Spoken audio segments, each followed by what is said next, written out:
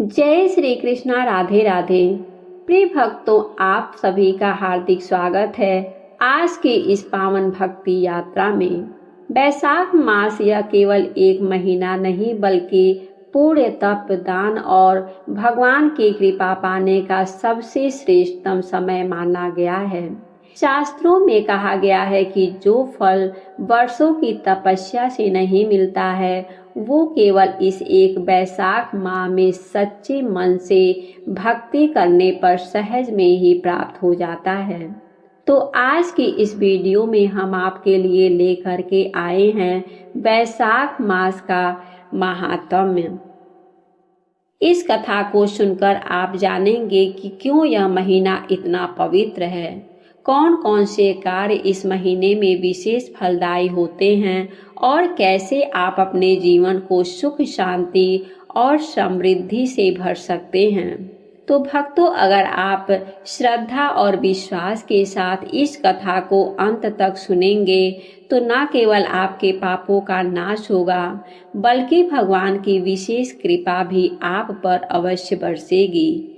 तो आइए मन को शांत करें, भगवान का स्मरण करें और इस पावन वैशाख मास के 5वां अध्याय की कथा का श्रवण करें।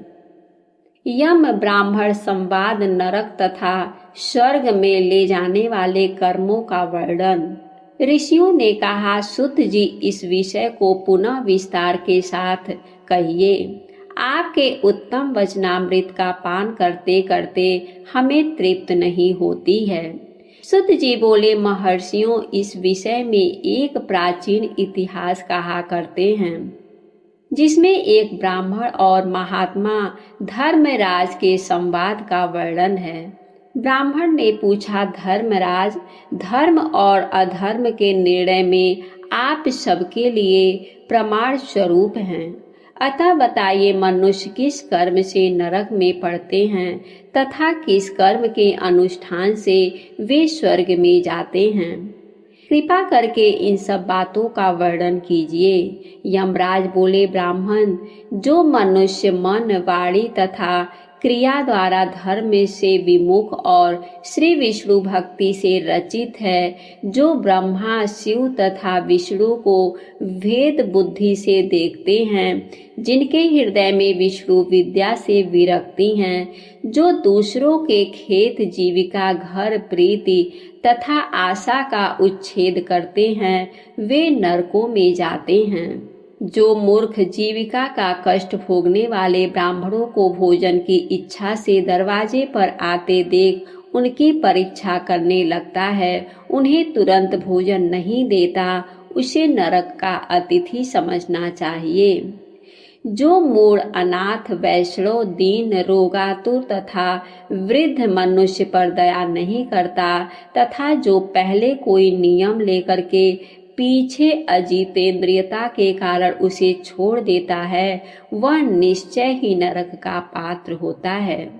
जो सब पापों को हरने वाले दिव्य स्वरूप, व्यापक, विजयी, सनातन, अजन्मा, चतुर्भुज, अच्युत, विष्णु रूप दिव्य पुरुष श्री नारायण देव का पूजन, ध्यान और स्मरण करते हैं, वे श्री हरि के परम धाम को प्राप्त होते हैं। यह सनातन श्रुति है। भगवान दामोदर के गुणों का कीर्तन ही मंगलमय है। वही धन का उपार्जन है तथा वही इस जीवन का फल है। अमित तेजस्वी देवाधिदेव श्री विष्णु के कीर्तन से सब पाप उसी प्रकार नष्ट हो जाते हैं जैसे दिन निकलने पर अंधकार। जो प्रतिदिन श्रद्धा पूर्वक भगवान श्री विष्णु की यशोगाथा का गान करते हैं और सदा स्वाध्याय में लगे रहते हैं, वे ही मनुष्य स्वर्गगामी होते हैं। विप्रवर, भगवान वासुदेव के नाम जप में लगे हुए मनुष्य पहले के पापी रहे हों तो भी भयानक यमदूत उनके पास नहीं भटकते।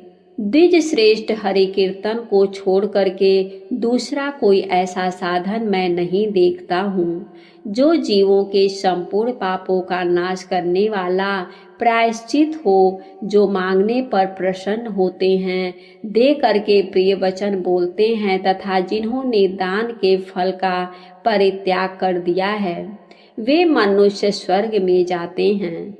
जो दिन में सोना छोड़ देते हैं, सब कुछ सहन करते हैं, पर्व के अवसर पर लोगों को आश्रय देते हैं, अपने से देश रखने वालों के प्रति भी कभी द्वेषवश अहितकारक वचन मुंह से नहीं निकालते, अपितु सबके गुणों का ही बखान करते हैं, वे मनुष्य स्वर्ग में जाते हैं। जो पराई स्त्रियों की ओर से उदासीन होते हैं और सतोगुण में स्थित हो करके मन, वाणी अथवा क्रिया द्वारा कभी उनमें रमण नहीं करते, वे मनुष्य स्वर्गगामी होते हैं। जिस किसी कुल में उत्पन्न हो करके भी जो दयालु, यशस्वी, उपकारी और सदाचारी होते हैं, वे मनुष्य स्वर्ग में जाते हैं। जो व्रत को क्रोध से, लक्ष्मी को डाह से, विद्या को मान और अपमान से, आत्मा को प्रमाद से, बुद्धि को लोभ से, मन को काम से तथा धर्म को कुसंग से बचाते रखते हैं, वे मनुष्य स्वर्गगामी होते हैं। हे विप्रवर, जो शुक्ल और कृष्ण पक्ष में भी एकादशी को विधि पूर्वक उपवास करते हैं, वे मानव स्वर्ग में जाते हैं। समस्त बालकों का पालन करने के लिए जैसे माता बनाई गई हैं तथा रोगियों की रक्षा के लिए जैसे औषधि की रचना हुई है, उसी प्रकार संपूर्ण लोगों की रक्षा निमित्त एकादशी तिथि का निर्माण हुआ है। एकादशी के व्रत के समान पाप से रक्षा करने वाला दूसरा कोई साधन नहीं है। एकादशी को विधि पूर्वक उपवास करने से मनुष्य स्वर्गलोक में जाते हैं।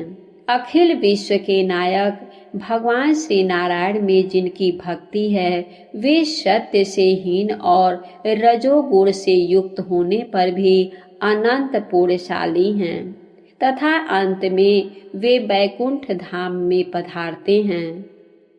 जो वेदसी, यमुना, सीता, गंगा तथा पूर्ण सलीला गोदावरी का सेवन और सदाचार का पालन करते हैं, जिनकी स्नान और दान में सदा प्रवृत्ति है, वे मनुष्य कभी नरक के मार्ग का दर्शन नहीं करते।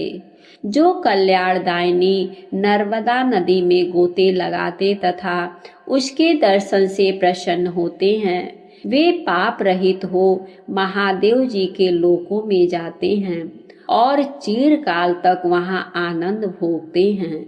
जो मनुष्य नदी में स्नान करके शौच, संतोष आदि नियमों का पालन करते हुए उसके तट पर विशेषतः व्यास आश्रम में 3 रात निवास करते हैं, वे स्वर्गलोक के अधिकारी माने गए हैं।